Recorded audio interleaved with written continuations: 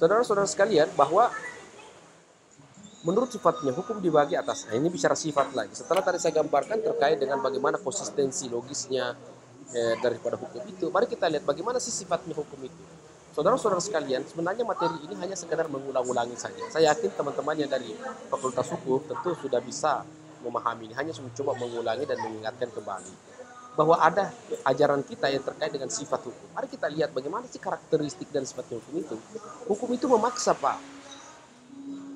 Hukum itu memaksa, sifat itu memaksa. Ia adalah hukum yang dalam keadaan bagaimana harus mempunyai paksaan mutlak.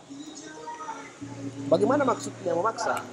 Ketika suatu produk hukum itu ditetapkan, ketika suatu produk hukum itu disahkan, mau tidak mau, suka tidak suka, senang tidak senang, enak tidak enak, maka wajib Anda untuk menaati hukum itu. Itulah sehingga kemudian dikatakan bahwa hukum itu bersifat memaksa.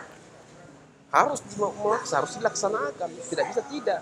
Wah, saya Pak mau maaf, ini saya belum pernah baca undang-undang. Oh, nggak boleh. Asasnya mengatakan Anda baca atau tidak, ya Anda harus lakukan. Hukum itu yang kedua adalah hukum itu mengatur. Mengatur itu dalam arti bahwa hukum yang dapat dikesampingkan apabila pihak yang bersangkutan dalam membuat peraturan sendiri dalam perjanjian.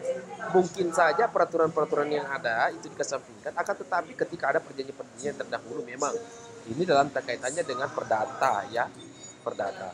Mungkin saja kita tidak terapkan itu karena adanya perjanjian terdahulu. Akan tetapi perjanjian itu kemudian dalam unsur perdatanya itu, perjanjian itu kemudian ada tetap tidak boleh bertentangan dengan peraturan perundang-undangan. Contoh misalnya, kalau misalnya Anda melakukan suatu perjanjian, yang tentu kan adanya kedua belah pihak, kesepakatan kedua belah pihak, kemudian adanya karena sifat halal, karena adanya sifat pihak lain tidak merasa dirugikan.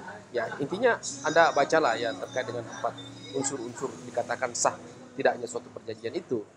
Nah, akan tetapi dikatakan bahwa itu pun ketika perjanjian itu adalah ada tidak melanggar aturan yang ada, tidak melanggar peraturan-peraturan yang ada.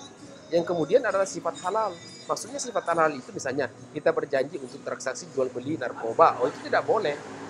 Karena kenapa? Sifatnya adalah narkoba itu adalah sesuatu yang dilarang atau yang diharamkan, maka sama sekali tentu tidak boleh dilaksanakan atau dilakukan perjanjian untuk jual beli narkoba misalnya.